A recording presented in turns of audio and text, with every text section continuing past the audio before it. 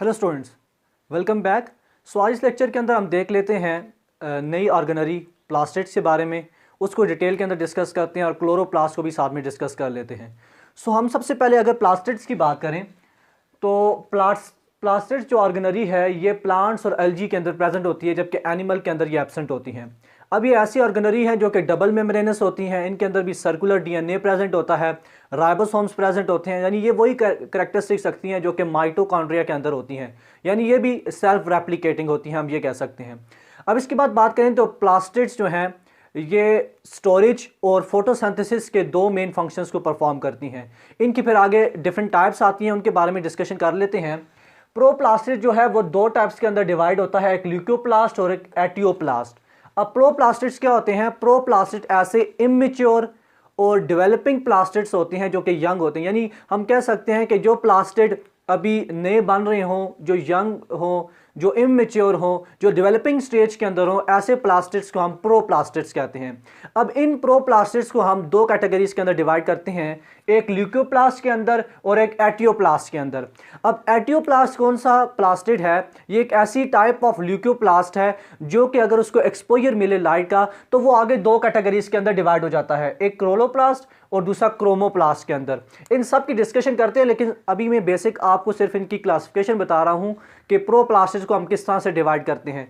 इसी तरह से ल्यूकोप्लास्ट की बात करें तो ल्यूकोप्लास्ट जो है ये कलरलेस होता है और ये उन पार्ट्स ऑफ द प्लांट के अंदर पाया जाता है जहां हम बात करते हैं स्टोरेज होनी हो, जैसे हम स्टेम की बात करें, जैसे हम सीड्स की बात करें, जैसे हम रूट्स की बात करें, यानी जो underground parts of the plants होते हैं मोस्टली वहाँ पर ल्यूकोप्लास्ट की अबेंडेंस होती है और वो डिफरेंट फंक्शंस को परफॉर्म करते हैं। अब हम वन बाय वन जो है इनकी कैरेक्टरिस्टिक्स देखते हैं, देन क्लोरोप्लास्ट जो है उसको डिटेल के अंदर डिस्कस कर लेंगे।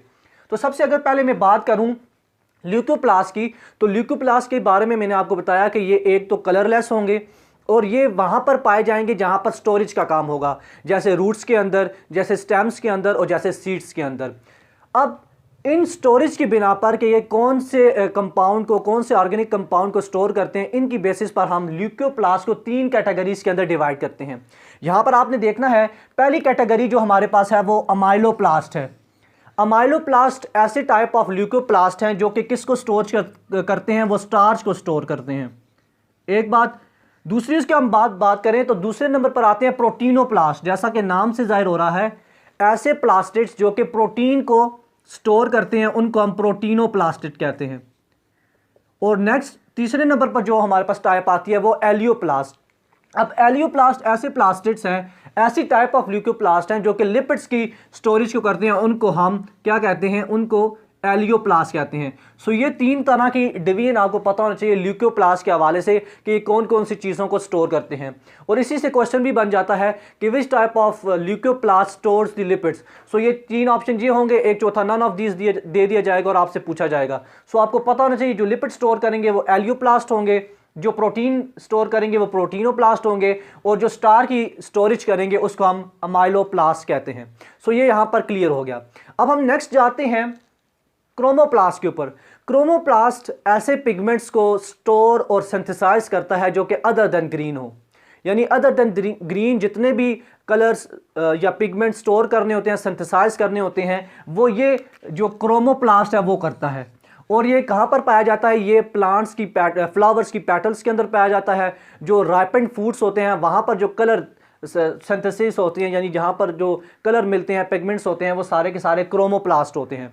अब इसका फंक्शन क्या होता है कि ये क्योंकि डिफरेंट कलर देता है प्लांट को, फ्लावर की पेटल्स को और फ्रूट्स को, तो ये अट्रैक्ट करता है इंसेक्ट्स को और पोलिनेशन के अंदर और डिस्पर्सल ऑफ सीड के अंदर जो है इसकी इंपॉर्टेंस होती है, ये फंक्शन परफॉर्म करता है। सो इसके हवाले से दो चीज़ें आपने ध्यान में रखनी है, एक तो ये डिस्पर्सल ऑफ सीड के अंदर मदद देता है और दूसरा ये पोलिनेशन के लिए इंसेक्ट्स को जो है वो अपनी तरफ अट्रैक्ट करता है। सो ये काम हो गया क्रोमोप्लास्ट के। अब हम जाते हैं क्लोरोप्लास्ट के ऊपर। क्लोरोप्लास्ट जो होते हैं वो ग्रीन पिगमेंट्स होते हैं, यानी ऐसे प्लास्टिड जिनके अंदर ग्रीन पिगमेंट्स हो, जो कि फोटोसिंथेसिस की साइड हो, जो कि फोटोसिंथेसिस के प्रोसेस को कैरी आउट करे। अब क्लोरोप्लास्ट को हम डिटेल के अंदर डिस्कस करते हैं वन बाय वन। पहले हम बात करें क्लोरोप्लास्ट की, तो जिस साइंटिस्ट ने इसके ऊपर वर्कआउट किया था 1883 के अंदर, वो हमारे पास स्किम्फर था। स्किम्फर साइंटिस्ट था जिसने इसके ऊपर स्टडी की, इसकी डिस्कवरी की। और इसके स्ट्रक्चर की बात करें तो अंडर द इलेक्ट्रॉन माइक्रोस्कोप ये हेट्रोजीनियस स्ट्रक्चर्स होते हैं और इनकी जो शेप होती है वो डिस्कॉइड स्ट्रक्चर होता है, ओवल शेप के भी होते हैं। सो ये इनकी स्ट्रक्चर के हवाले से, अपीयरेंस के हवाले से आपने चीज़ें याद रखनी है। देन इसके बाद हम बात करें इसके डायामीटर की, तो वैसे तो हम बात करते हैं कि इनका जो साइज़ होता है वो वेरी करता है, लेकिन मेन हम बात करें तो इनका जो डायमीटर होता है वो 4 to 6 माइक्रोमीटर तक हो सकता है। सो इसके डायमीटर के हवाले से भी आपने चीज़ें ध्यान में रखनी है। अब क्लोरोप्लास्ट को हम 3 जो है कंपोनेंट्स के अंदर डिवाइड करते हैं, यानी क्लोरोप्लास्ट स्ट्रक्चर के अंदर 3 कंपोनेंट्स पाए जाते हैं, 3 तरह के स्ट्रक्चर्स पाए जाते हैं। एक हमारे पास होते हैं एनवेलप्स, दूसरा हमारे पास होता है ग्रेना और तीसरा हमारे पास होता है स्ट्रोमा।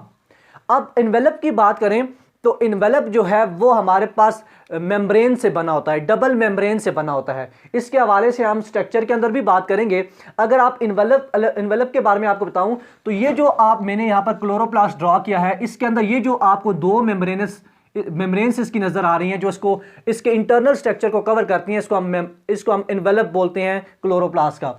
और ये हमारे पास देखिए आप यहाँ पर ये आउटर मेम्ब्रेन है, जबकि ये वाली इसकी इनर मेम्ब्रेन है। सो हम कह सकते हैं कि इन्वेलप जो होता है ये लिपिड बायलेयर से मिलकर बना होता है, कुछ प्रोटीन के कंपोनेंट से मिलकर बना होता है, और ये डबल मेम्ब्रेनस होता है, यानी इसके अंदर 2 मेम्ब्रेन्स होती हैं।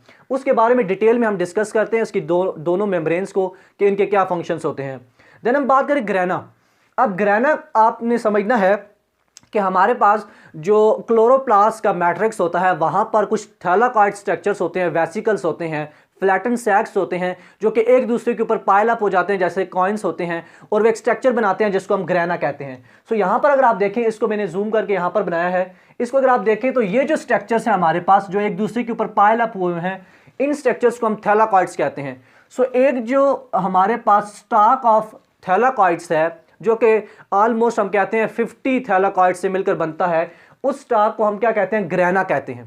ठीक हो गया, ग्रेनम कहते हैं। और ग्रेना क्या होता है कि जब 2 तरह के स्टैक्स ग्रेनम्स आपस में मिले हों तो उनको हम ग्रेना कहते हैं, यानी ग्रेना प्लूरल है, जबकि हम बात करें ग्रेनम की तो वो सिंगुलर होता है। सो इसके हवाले से भी हम ऊपर चल के बात करते हैं। देन हम बात करें स्ट्रोमा की, तो स्ट्रोमा क्या होता है हमारे पास, स्ट्रोमा हमारे पास वैसा ही मैट्रिक्स होता है जैसा कि माइटोकॉन्ड्रिया के अंदर होता है। जो लार्ज स्पेस क्लोरोप्लास्ट के अंदर ऑक्युपाई की होती है वो स्ट्रोमा रीजन ने की हुई होती है, जैसा कि यहाँ पर मैंने लिखा है कि large central space of the chloroplast is called as stroma. ये कलरलेस होता है, जेली लाइक सब्सटेंस होते हैं, इसके अंदर सर्कुलर स्मॉल डीएनए प्रेजेंट होता है, राइबोसोम्स प्रेजेंट होती हैं, और तमाम किस्म की तमाम टाइप्स की आरएनए भी प्रेजेंट होती हैं जो कि प्रोटीन सिंथेसिस का और दूसरे फंक्शंस को परफॉर्म करती हैं। सो ये वो चीज़ें लिखी हुई हैं। यानी कहने का मतलब ये है, यहाँ से शुरू के अंदर सिर्फ बेसिकली आपको बताना यह है कि क्लोरोप्लास्ट 3 स्ट्रक्चर्स के ऊपर कंसिस्ट करता है, एनवेलप, ग्रेना और स्ट्रोमा। इन तीनों को हम स्ट्रक्चर के थ्रू और डिटेल के अंदर देखेंगे, इनके बारे में पढ़ेंगे कि इनके अंदर कौन कौन से बायो एनर्जेटिक्स के अंदर जो हम प्रोसेसेस पढ़ते हैं फोटोसिंथेसिस के, वो कौन सा स्टेप कहाँ पर होता है। सो इसको डिटेल के अंदर डिस्कस करते हैं। देन हम बात करें तो क्लोरोप्लास्ट के अंदर हमारे पास क्या होते हैं, कुछ ग्रीन पिगमेंट्स होते हैं और क्लोरोफिल होता है। अब क्लोरोफिल की बात करते हैं। क्लोरोप्लास्ट के अंदर पिगमेंट्स होता है, जो मेन पिगमेंट होता है जो फोटोसिंथेसिस का प्रोसेस कैरी आउट करता है वो क्लोरोफिल होता है। क्लोरोफिल क्या है, क्लोरोफिल हमारे पास एक ऑर्गेनिक कंपाउंड है जो कि लाइट को, सनलाइट को ऑब्जॉर्व करता है, उसको यूटिलाइज करके एनर्जी को, फूड को बनाता है। सो यहाँ पर आपने बात समझनी है, क्लोरोफिल एक ऐसा पिगमेंट है जो कि क्या करता है, सिंथेसिस ऑफ फूड करता है। इसके हवाले से कुछ चीज़ें मैंने आपको बतानी है। यहाँ पर इस चीज़ को मैं रेज कर देता हूँ, यहाँ पर लिख देता हूँ कि जो आपने समझनी है। अच्छा, आप क्लोरोप्लास्ट की बात करें तो हमारे पास मैंने आपको बताया कि ये टाइप ऑफ पिगमेंट है, फोटोसिंथेटिक पिगमेंट है जो कि यूटिलाइज करेगा लाइट को और फूड की सिंथेसिस करेगा। अब हमारे पास क्लोरोप्लास्ट की डिफरेंट टाइप्स होती हैं, ऑलमोस्ट 7 टाइप्स पाई जाती हैं क्लोरोप्लास्ट की, लेकिन जो मेन 2 हमारे पास टाइप्स हैं क्लोरोप्लास्ट की उनकी बात करते हैं। एक हमारे पास है क्लोरोफिल ए, मैं शॉर्ट फॉर्म में लिखता हूं क्लोरोफिल ए, और दूसरी हमारे पास होती है क्लोरोफिल बी। 2 तरह की टाइप्स हमारे पास पाई जाती हैं क्लोरोफिल की। अब क्लोरोफिल ए की बात करें तो क्लोरोफिल ए जो होता है ये मेन पिगमेंट होता है हमारे पास, यानी फोटोसिंथेसिस के अंदर जो मेन पिगमेंट होता है वो क्लोरोफिल ए होता है। जबकि जो क्लोरोफिल बी है ये कैरोटीनॉइड्स जो कि अदर टाइप ऑफ पिगमेंट है उसके साथ ये एसेसरी पिगमेंट का काम करता है और ये वो यानी एसेसरी पिगमेंट में आ जाता है। सो क्लोरोफिल ए हमारे पास मेन पिगमेंट है। अब हम बात करें क्लोरोफिल ए जो है वो कहाँ पाया जाता है। क्लोरोफिल ए जो है ग्रीन पार्ट्स ऑफ दी जो प्लांट्स हैं वहाँ पर पाया जाता है। सो एक और बात आपने ध्यान में रखनी है कि ये प्रेजेंट होता है हमारे पास green parts of the plants के अंदर। और जबकि हम क्लोरोफिल बी की बात करें तो ये हमारे पास हायर प्लांट्स के अंदर और ये एल्गी वगैरह के अंदर क्लोरोफिल बी प्रेजेंट होता है। सो ये दो चीज़ें भी इसके हवाले से आपने ध्यान में रखनी है। देन हम बात करें क्लोरोफिल ए की, तो क्लोरोफिल ए के अंदर जो फंक्शनल ग्रुप इसके स्ट्रक्चर के अंदर प्रेजेंट होता है वो क्या होता है, वो हमारे पास मिथाइल ग्रुप होता है। सो ये बात आपने ध्यान में रखनी है कि इसके अंदर जो फंक्शनल ग्रुप होता है वो मिथाइल ग्रुप होता है। इसी तरह से हम क्लोरोफिल बी की बात करें तो क्लोरोफिल बी के अंदर जो फंक्शनल ग्रुप होता है वो CHO यानी एल्डिहाइडेट ग्रुप होता है। सो दोनों तरह से क्वेश्चन आ सकते हैं, आपसे पूछा जा सकता है कि क्लोरोफिल ए के अंदर या क्लोरोफिल बी के अंदर कौन सा फंक्शनल ग्रुप प्रेजेंट होता है। सो दोनों के अंदर आपको पता होना चाहिए कि क्लोरोफिल ए के अंदर मिथाइल ग्रुप होता है जबकि क्लोरोफिल बी के अंदर एल्डिहाइडेट ग्रुप होता है। अब हम बात करते हैं इन दोनों के फार्मूला के ऊपर, स्ट्रक्चरल फार्मूला के ऊपर जाने से पहले मैं आपको बताता हूं कि हमारे पास जो क्लोरोफिल है उसका स्ट्रक्चर क्या होता है। सो क्लोरोफिल स्ट्रक्चर की जब हम बात करते हैं हम कहते हैं कि ये वही स्ट्रक्चर रखता है यानी रिजेंबलेंस रखता है विद द हीमोग्लोबिन स्ट्रक्चर।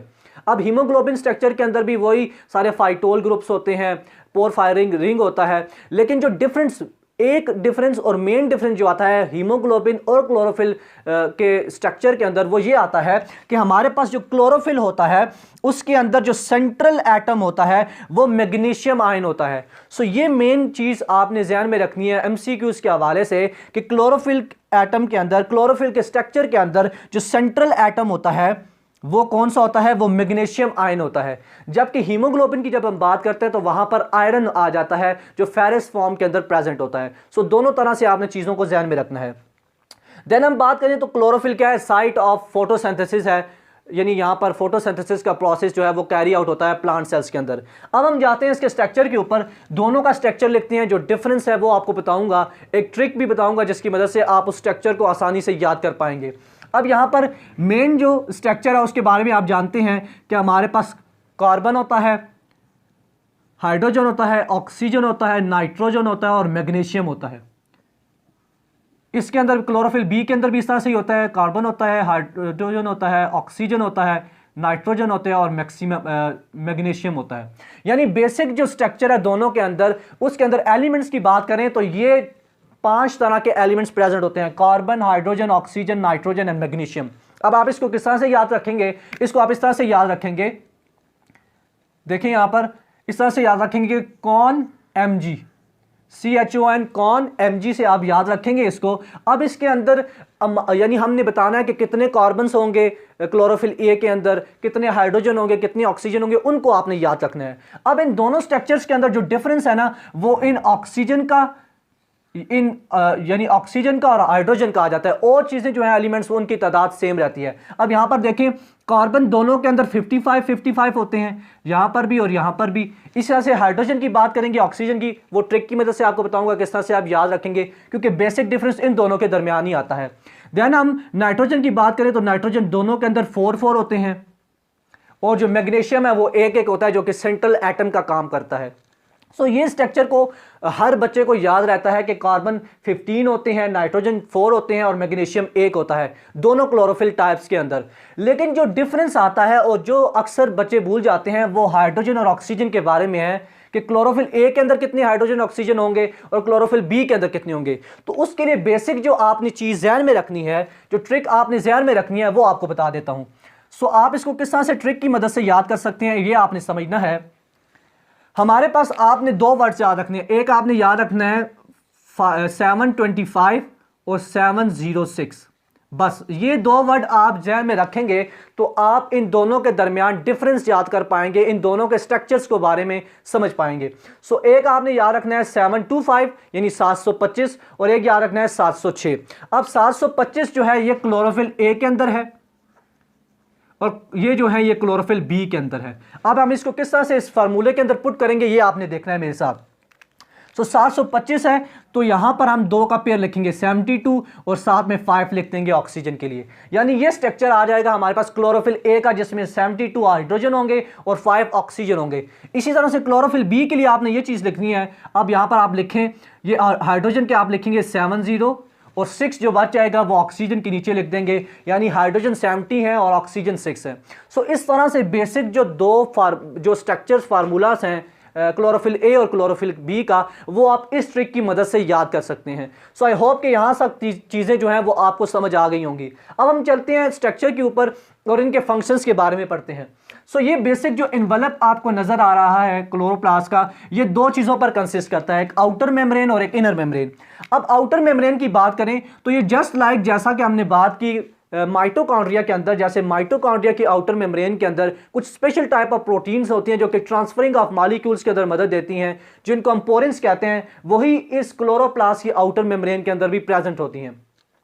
अब इस आउटर मेम्ब्रेन की बात करें तो ये हमारे पास क्या होती है, ये फ्रीली परमिएबल होती है, यानी फ्रीली ये मॉलिक्यूल्स को आयंस को ये अपने थ्रू इंटर होने देती हैं और लीव करने देती हैं सेल के अंदर। सो ये फ्रीली परमिएबल होती है। जबकि हम इनर मेम्ब्रेन की बात करें तो इनर मेम्ब्रेन जो होती है वो सेमी परमिएबल होती है। क्या होती है? Semi permeable. अब इन दोनों चीज़ों को आपने ध्यान में रखना है, क्योंकि एमसीक्यूज अल्टीमेटली जो है वो आपकी बुक से ही आना है, इन्हीं लाइन से आना है, तो ये आपने चीज़ें अच्छे तरीके से ध्यान के अंदर रखनी है। सो इनर मेम्ब्रेन हमारे पास सेमी परमिएबल होगी। अब इन दोनों मेम्ब्रेन के दरमियान जो स्पेस होती है उसको हम क्या कहते हैं? उसको हम इंटर मेम्ब्रेन स्पेस कहते हैं। क्या कहते हैं? उसको हम इंटर मेम्ब्रेन स्पेस कहते हैं, या उसको हम पेरीप्लास्टिडियल स्पेस भी कहते हैं। दोनों तरह के नाम आपने ध्यान में रखने हैं। इसको या फिर हम इंटर मेम्ब्रेन स्पेस कहेंगे या पेरीप्लास्टिडियल स्पेस कहेंगे। सो ये यहां पर क्लियर हो गया।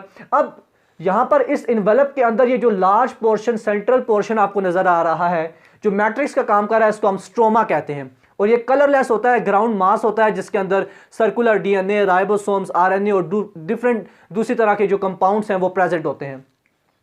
देन अब यहाँ पर हम इस चीज़ को यहाँ पर अगर फोकस करके देखें तो हमारे पास ये मैंने आपको बताया कि ये जो एक पायल डिस्क लाइक स्ट्रक्चर है, वेसिकल है, फ्लैटन स्ट्रक्चर्स, इसको हम थैलाकॉइड कहते हैं।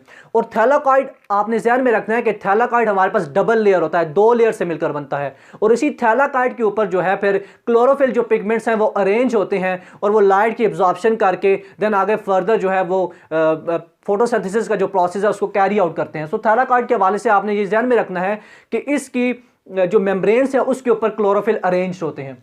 देन हम बात करें तो ये क्लोरोफिल जब 40 टू 50 क्लोरोफिल्स एक दूसरे के ऊपर पाइल अप होते हैं तो उस एक स्टॉक ऑफ थैलाकॉइड्स को हम क्या कहते हैं? उसको हम ग्रैनम कहते हैं। जबकि 2 तरह के स्टॉक्स आपस में इंटरकनेक्टेड हो तो उसको हम ग्रैना कहते हैं, और इनकी तादाद 40 टू 60 होती है एक क्लोरोप्लास्ट के अंदर। सो ये भी आपने चीज़ ध्यान में रखनी है। अब इन 2 ग्रैनम को आपस में जो कलरलेस जो लैमेला आपस में जोड़ता है, इसको हम क्या कहते हैं? इंटरग्रैनम कहते हैं। इसको बताने से पहले मैं आपको बता दूं कि थैलाकॉइड 2 टाइप्स के होते हैं। एक स्मॉल थैलाकॉइड्स होते हैं, एक लार्ज थैलाकॉइड्स होते हैं। जो स्मॉल थैलाकॉइड्स होते हैं वो एक दूसरे के ऊपर पाइल अप होकर ग्रैनम की फॉर्मेशन करते हैं, और इसको हम क्या कहते हैं? ग्रैना लैमेला भी कहते हैं।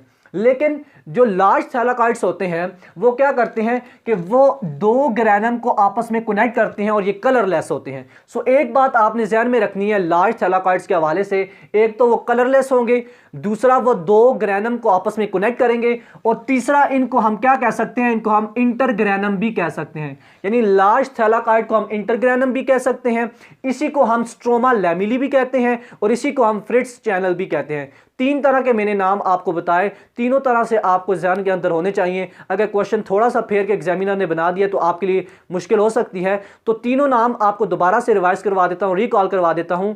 इंटरग्रैनम को हम लार्ज थैलाकॉइड भी कहते हैं, इसको हम फ्रिट्स चैनल भी कहते हैं, इसको हम स्ट्रोमा लैमेली भी कहते हैं। तो तीनों तरह से नाम आपके ध्यान के अंदर होने चाहिए। देन हम बात करें तो ये जो स्ट्रक्चर है थैलाकॉइड का, ये थैलाकॉइड की मेम्ब्रेन्स हैं। इस तरह से ये जो अंदर जो आपको स्पेस नज़र आ रही है इसको हम थैलाकॉइड स्पेस कहते हैं या ल्यूमेन भी कहते हैं, जहाँ पर जो है फोटोलाइसिस ऑफ वाटर होती है। आप पढ़ते हैं नॉन साइक्लिक फोटोफॉस्फोराइलेशन के अंदर कि जहां पर फोटोलाइसिस ऑफ वाटर होती है, तो वो फोटोलाइसिस ऑफ वाटर का जो प्रोसेस है वो ल्यूमन ऑफ थैलाकॉइड के अंदर होता है। वो हम डिटेल के अंदर पढ़ेंगे जब हम फोटोसिंथेसिस बायोएनर्जेटिक्स वाला चैप्टर पढ़ेंगे, लेकिन यहां पर आपने ये चीज़ समझनी है। अब दो जो मेन रिएक्शंस होते हैं, प्रोसेसेस होते हैं फोटोसिंथेसिस की, उसकी बात करते हैं। एक हमारे पास होता है लाइट डिपेंडेंट रिएक्शन और एक होता है लाइट इंडिपेंडेंट रिएक्शन। अब लाइट जो डिपेंडेंट रिएक्शन होता है वो हमारे पास ग्रेना के अंदर होता है, यानी इन ग्रेना, इन थैलाकॉइड्स के अंदर क्योंकि अरेंजमेंट ऑफ क्लोरोफिल होती है तो वहां पर लाइट डिपेंडेंट रिएक्शन होता है। जबकि लाइट इंडिपेंडेंट रिएक्शन की बात करें, जिसको हम कैल्विन साइकिल भी कहते हैं, जिसको हम डार्क रिएक्शन भी कहते हैं, जिसको हम C3 पाथवे भी कहते हैं, वो हमारे पास स्ट्रोमा के अंदर होता है। कहां पर होता है? स्ट्रोमा के अंदर होता है। सो ये आज के लेक्चर था जिसके अंदर हमने पार्टिकुलरली प्लास्टिड्स को देखा, उसकी टाइप्स को देखा, और देन फिर हमने डिटेल के अंदर क्लोरोप्लास्ट को देखा। नेक्स्ट लेक्चर के अंदर मिलते हैं। टिल देन अल्लाह हाफिज।